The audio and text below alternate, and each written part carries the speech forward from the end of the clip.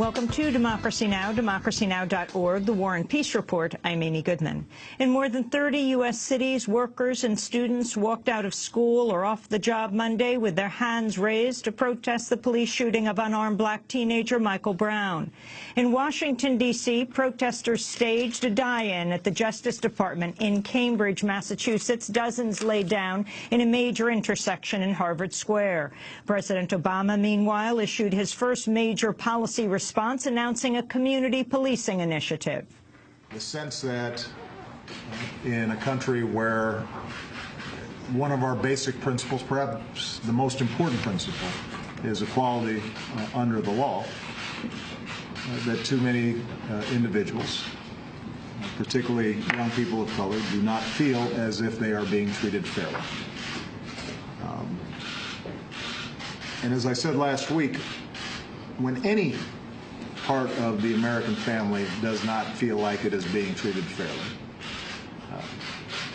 that's a problem for all of us. President Obama's plan includes $75 million to equip police with body cameras. He also announced an executive order to tighten rules on the provision of military-grade equipment to local police, but vowed to leave the transfers mostly intact.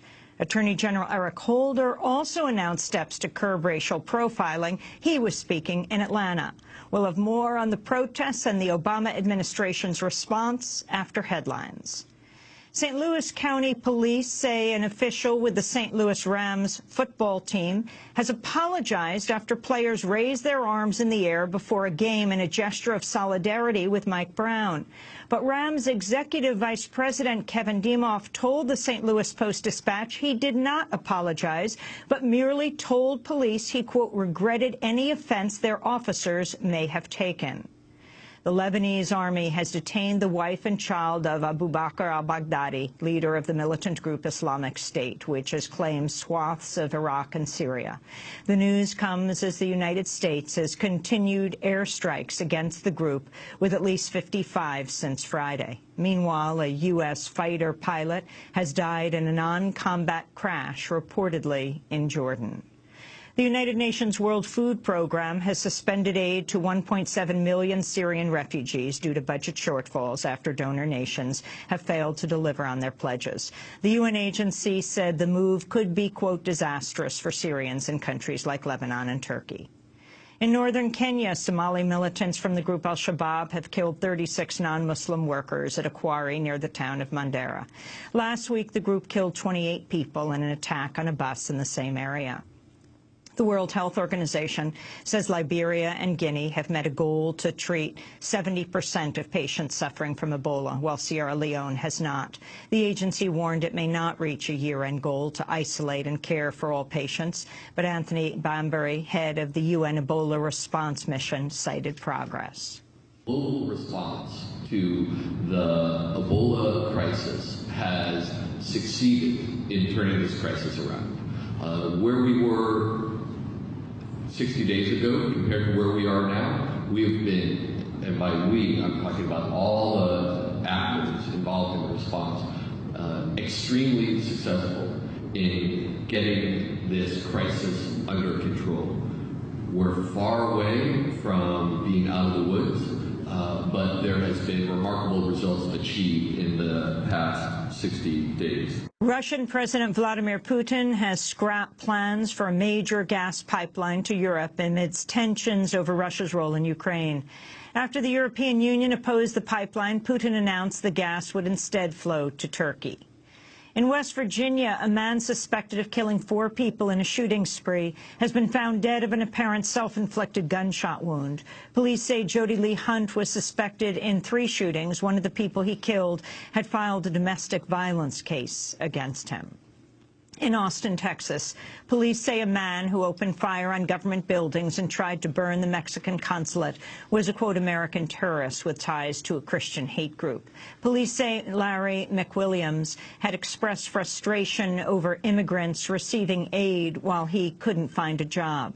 He had multiple weapons and a map of 34 potential targets when he was shot dead by police. In Mexico, outrage erupted across the country on the second anniversary of Mexican President Enrique Peña Nieto's rule as protesters denounced state-backed violence, corruption, and the disappearance of 43 students in September.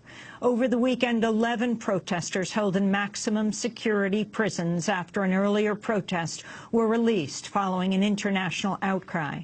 Anger intensified after a university student, Sandino Buccio, was grabbed from the streets Friday by undercover police whom he said threatened to rape and disappear him.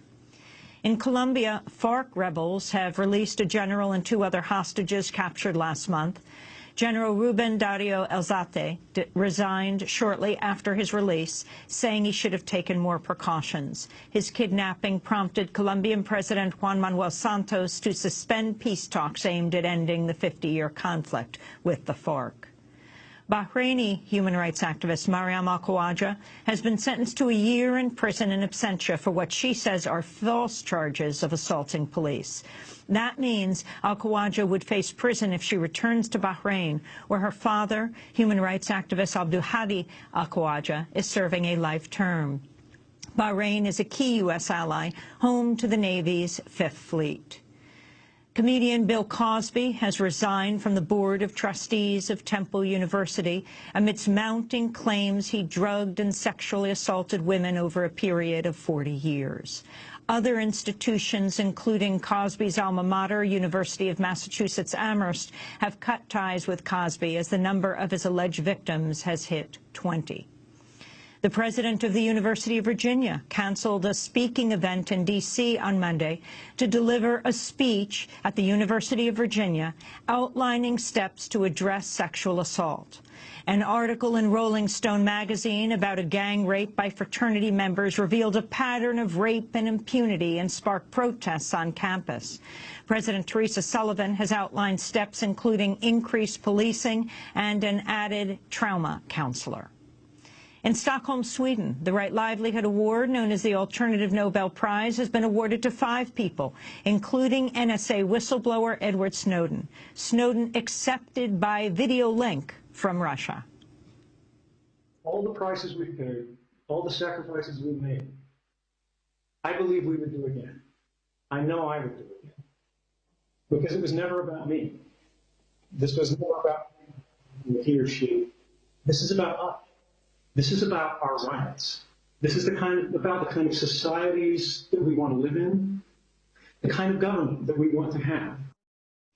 Edward Snowden was honored along with Alan Rusbridger, editor of The Guardian newspaper, which published reports using Snowden's leaks to expose sweeping NSA surveillance.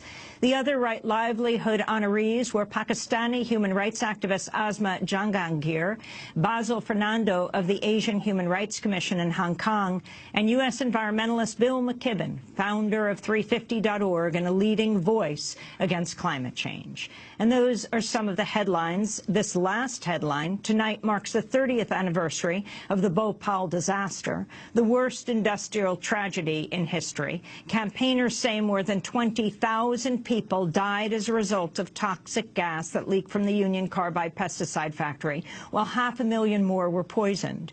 The toxic legacy continues as Union Carbide and its parent firm Dow Chemical have refused to pay for cleanup or face charges in an Indian court. And those are some of the headlines. This is Democracy Now!, democracynow.org, The War and Peace Report. I'm Amy Goodman. And I'm Aaron Maté. Welcome to our listeners and viewers around the country and around the world.